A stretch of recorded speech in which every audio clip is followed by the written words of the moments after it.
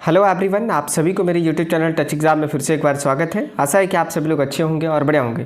Dear student, यहाँ पर मैं आपको बता दूं, जिनका भी सेशन यहाँ पर 2020 से 23 है, ग्रेजुएशन का सेशन, जो भी कैंडिडेट का यूजी का, मैं फिर से बता रहा हूँ, ग्रेजुएशन का जिनका सेशन 2020 से 23 है, आप सभी लोगों का पता होगा यहाँ पर सेमेस्टर 6 का आपका एग्जामिनेशन फॉर्म भराना चालू हो गया है। सभी लोग यहाँ पर फॉर्म भी भर रहे हैं, बट बहुत लोगों का यहाँ पर प्रॉब्लम ये आ रहा है कि यहाँ पर सब्जेक्ट हम लोग क्या चूज़ करें। इस बार आपको DSC 3 और DSC 4 ये दो सब्जेक्ट्स आपको एक्स्ट्रा चूज़ करने हैं, जो कि आपके लिए ऑप्शन में बना हुआ है। क्लियर है? तो हम इस वीडियो में कंप्लीटली आपको बताएंगे कि DSC 3 DSC 4 में आपका अगर ऑनर्स इकोनॉमिक्स है या फिर इंग्लिश है या फिर हिंदी है या फिर पॉलिटिकल साइंस या हिस्ट्री है, कोई भी ऑनर्स है, तो आप क्या अपना सब्जेक्ट में कॉम्बिनेशन रख सकते हैं ताकि आपका एग्जाम में अच्छा मार्क्स आ पाए। इसके साथ साथ मैं ये भी आपको बताऊँगा कि आपको एग्जामिनेशन फॉर्म कैसे भरना है। एग्जामिनेशन फॉर्म भरने के लिए डियर स्टूडेंट, सबसे पहले आपको इनका ऑफिशियल वेबसाइट पर आना पड़ेगा, जिनका लिंक हम डिस्क्रिप्शन में दे रखे हैं। जैसे ही आप यहाँ पर आओगे, नीचे आप आ जाइएगा पूरा स्क्रॉल डाउन करके, देन यहाँ पर आपके पास एक सेक्शन बनाया गया है, देख लीजिए, एग्जामिनेशन एंड एडमिट कार्ड का।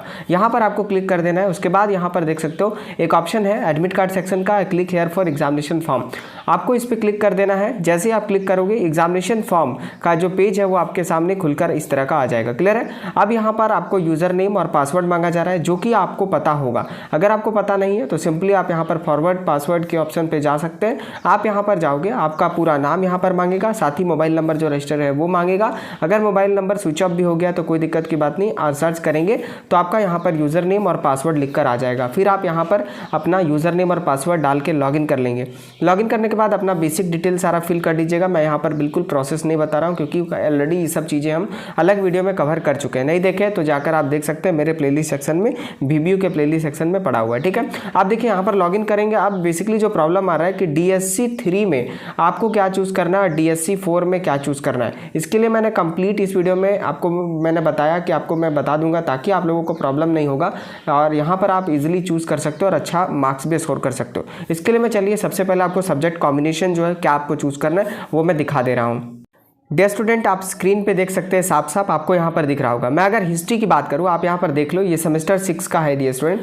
यहाँ पर आप देख लो, ये आपका कोर पेपर 13 और 14 का इस बार एग्जाम होगा। इसके साथ साथ यानी कि टोटल आपका 4 पेपर होगा, जिसमें कि आपका 2 कोर पेपर का होगा और 2 पेपर आपका DSC 3 DSC 4 होगा। क्लियर है? कोर पेपर आपका 13 और 14 होगा और DSC 3 DSC 4। DSC 1 और 2 आपका सेमेस्टर 5 में हुआ था, जैसे कि आप सभी को पता होगा। क्लियर है? अगर आप एग्जाम दिए होंगे तो आप यहाँ पर बेसिकली देख सकते हो DSC 3 आपको DSC कोर पेपर आपको कोई चूज़ नहीं करना है, वो बाय डिफ़ॉल्ट आपका यूनिवर्सिटी से चूज़ किया हुआ है।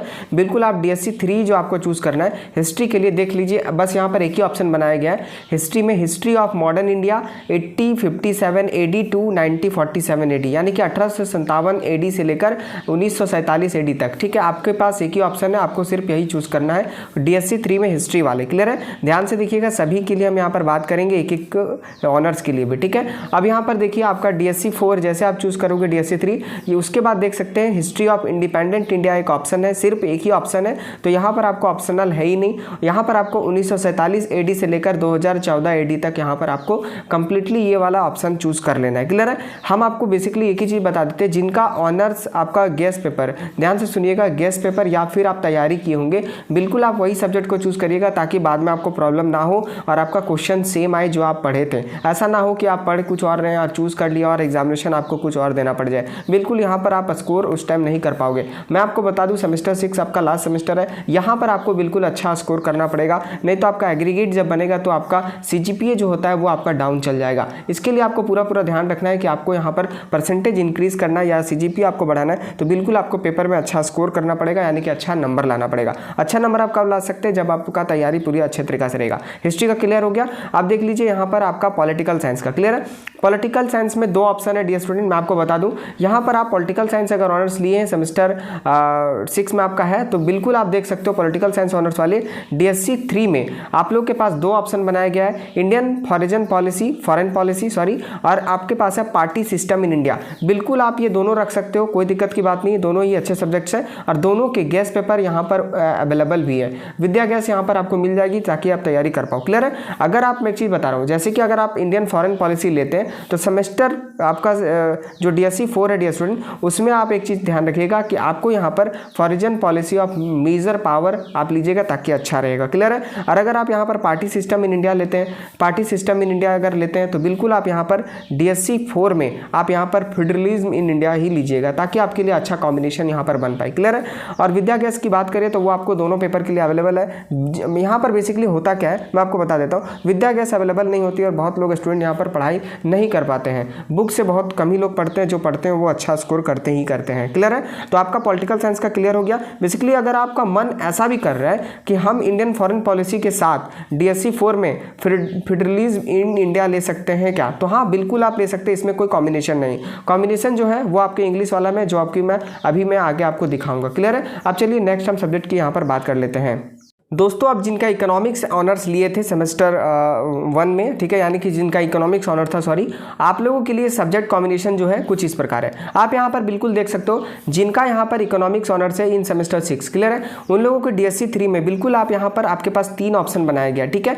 यहाँ पर देखिए आपका A में है एग्रीकल्चर इकोनॉमिक्स, दूसरे में है इंडस्ट्रियल इकोनॉमिक्स और थर्ड में मैथमेटिकल इकोनॉमिक्स। ठीक है। आप तीनों में से कोई एक सब्जेक्ट जो भी आपको मन हो A B C आप ले सकते हो, कोई यहाँ पर आपको रिस्ट्रिक्शन नहीं है। उसके साथ साथ मैं बता दूं DSC 4 में आपको यहाँ पर 2 ऑप्शन मिलते हैं, इकोनॉमेट्रिक्स और B में आपका फाइनेंशियल इंस्टीट्यूशन। ठीक है। तो बिल्कुल आपको जो अच्छा लगता है आप यहाँ पर देख लो, मार्केट में जाकर पता कर लो अपने लोकल शॉप्स पे कि कौन से आपके विद्या गैस अवेलेबल है। बिल्कुल आप वही सब्जेक्ट लो जिनका आपके पास बुक है या फिर विद्या गैस है। ठीक है।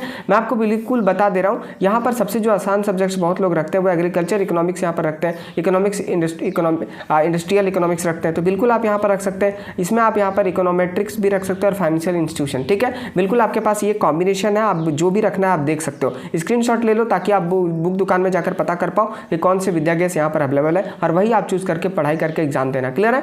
अब देखिए हम यहाँ पर इंग्लिश के लिए बात कर ले तो इंग्लिश में थोड़ा सा कंडीशन है, मैं आपको बता देता हूँ। यहाँ पर देखिए आपके पास 2 ऑप्शन है DSC 3 के लिए, जैसे कि आप देख सकते हो DSC 3 के लिए 2 ऑप्शन है और DSC 4 के लिए भी यहाँ पर 2 ऑप्शन है। बट यहाँ पर आपको ध्यान ये रखना है, अगर आप यहाँ पर DSC 3 में nature and literature in English 3 अगर चूज करते हो डियर स्टूडेंट, तो आपके साथ DSC 4 में आपको कंपलसरी है कि nature and literature in English 4 he choose करना पड़ेगा। क्लियर है। यह आपका कॉम्बिनेशन है, इसलिए मैं यहाँ पर कॉम्बिनेशन कर दिए ताकि आपको समझ में आ जाए। अगर कोई कैंडिडेट ऐसा चाह रहे कि DSC 3 में हम नेचर एंड लिटरेचर ले ले और DSC 4 में हम स्टडी इन शेक्सपियर ले ले, तो वो बिल्कुल पॉसिबल नहीं है, आप ये देख लीजिएगा। क्लियर है। तो आप जो विद्या गैस लेने जाओगे उस टाइम आपको ध्यान रखना है DSC 3 में nature and literature in English 3 लेते हो तो DSC 4 में nature and literature in English 4 के ही विद्या गैस या बुक आप लीजिएगा। ठीक है। ये बात का पूरा ध्यान रहे। दुकान वाले क्या करते हैं, बुक अवेलेबल नहीं रहता है तो DSC 3 में ये दे देंगे, DSC 4 में ये दे देंगे, अलग हो जाएगा, आप भी परेशान हो जाएगा और एग्जाम में क्वेश्चन मिलेगा ही नहीं। DSC 3 में अगर चूज करना है आपको दूसरा ऑप्शन स्टडी ऑफ शेक्सपियर 3 तो आप रख सकते हो, बट इसके साथ DSC 4 में आपको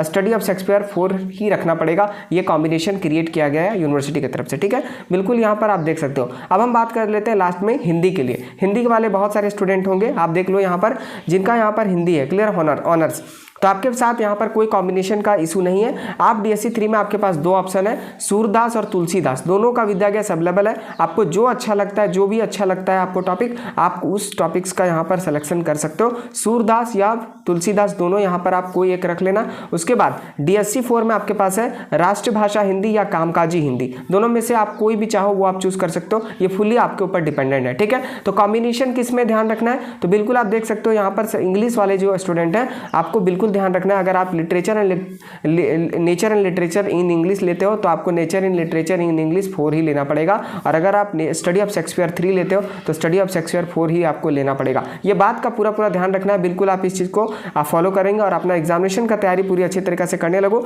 एग्जामिनेशन के लिए लास्ट डेट जो फॉर्म रखने के लिए आपका है वो 18 जुलाई है, ध्यान रखिएगा। 18 जुलाई के पहले आप भर लीजिएगा, नहीं तो 100 रुपया प्रतिदिन के हिसाब से आपको लेट फाइन यहाँ पर देने पड़ेंगे। बहुत कैंडिडेट ऐसे भी होते हैं जो भूल जाते हैं, इसलिए मैं बता रहा हूँ जब भी आपके पास टाइम है, पैसा अभी नहीं है तो आप कहीं से जुगाड़ कर लो, बट अपना एग्जाम फॉर्म भर लो। डियर स्टूडेंट, अगर आप यहाँ पर सेमेस्टर 6 का एग्जाम फॉर्म नहीं भर पाते हो या लेट हो जाता है तो फिर बिल्कुल आपका 1 साल बर्बाद हो जाएगा। इससे बचने के लिए मैं अभी रिक्वेस्ट कर रहा हूँ, अभी तक फॉर्म नहीं भरे हो तो भर लो। क्लियर है। डेट आपका मैं फिर से आपको बता दे रहा हूँ, 18 जुलाई आपका लास्ट डेट है। इसके पहले आप अपना एग्जामिनेशन फॉर्म अपने मोबाइल फ़ोन या फिर साइबर कैफे इंटरनेट की जहाँ पर काम होता है आप वहाँ पर जाकर अपना फॉर्म को भरवा लें, ताकि आपका एग्जामिनेशन यहाँ पर छूटे ना और बिल्कुल आप एग्जाम में अच्छे स्कोर कर पाओ। ठीक है।